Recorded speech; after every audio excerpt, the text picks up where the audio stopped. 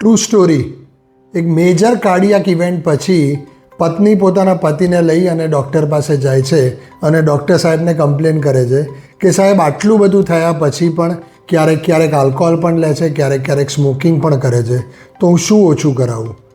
આના જવાબમાં ડૉક્ટર સાહેબે હસતા હસતા કહ્યું કે આ બધું તો ઠીક છે, પણ પહેલાં એમનો સ્ટ્રેસ ઓછો કરાવો.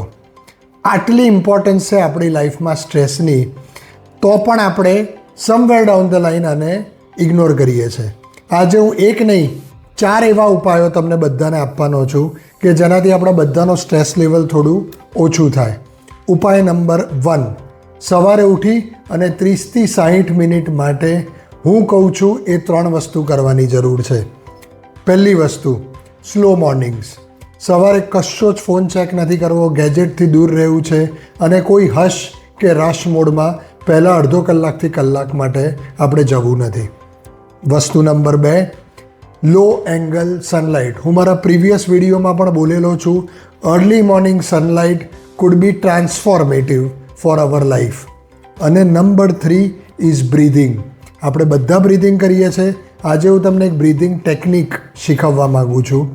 તમારા નાક વડે 2 સેકન્ડ માટે એક ઊંડો શ્વાસ લેવાનો, એના પછી 1 સેકન્ડ માટે ફરી એક ઊંડો શ્વાસ લેવાનો અને પછી 5થી 6 સેકન્ડ માટે મોઢા વડે ઉચ્છ્વાસ કાઢવાનો.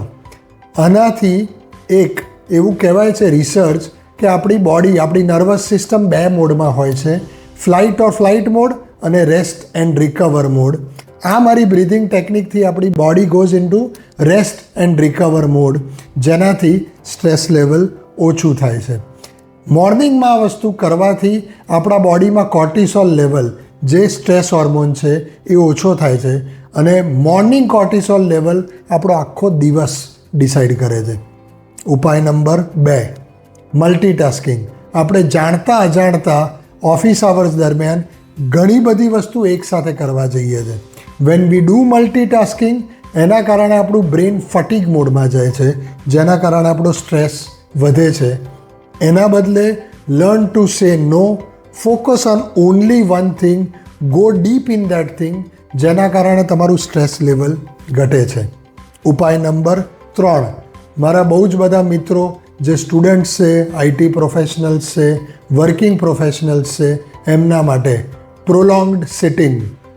Sitting is the new smoking. સિટિંગના કારણે આપણી બોડીમાં જે ખરાબ ચેન્જીસ થાય છે એ ઘણી બધી ખરાબ આદતો કરતાં પણ વધારે ખરાબ છે. એટલા માટે મારું સ્ટ્રોંગ માનવું છે કે દર 60થી 90 મિનિટે ક્યાં તો 3થી 5 મિનિટ ચાલો, ક્યાં તો થોડુંક સ્ટ્રેચિંગ કરો. મેં પ્રીવિયસ વિડીયોમાં કહ્યું છે એ પ્રમાણે સોલિયસ પુશઅપ્સ કરો, ક્યાં તો મેં જે ટેકનિક બતાવી છે ડીપ બ્રીધિંગ ટેકનિક કરો. કારણ કે stress sits in your body and movement is magic. અને નંબર 4 અને મોસ્ટ ઇમ્પોર્ટન્ટ ઇઝ સ્લીપ. એક નવા રિસર્ચ પ્રમાણે કહીએ તો sleep is the new diet. આટલી મોટી વાત કેમ કહેવામાં આવે છે?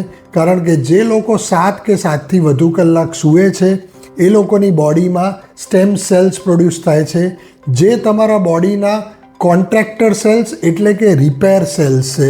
એટલે તમારી બોડીમાં જ્યાં જ્યાં ડેમેજ થઈ રહ્યું છે ત્યાં આ સ્ટેમ સેલ્સ પોતાનું કામ કરી શકે અને તમને આ બધા ઇન્જરીમાંથી રિકવર કરી અને તમારું સ્ટ્રેસ લેવલ ઓછું કરવામાં મદદ કરે છે. મારા 4 ઉપાયો તદ્દન સિમ્પલ, કમ્પ્લીટલી ફ્રી અને આપણે બધા જ કરી શકીએ એવા ઉપાયો છે. સો if you want your mind to be sharp and your body to be fresh, you have to make it a point to manage stress. Take care guys. Jai Hind.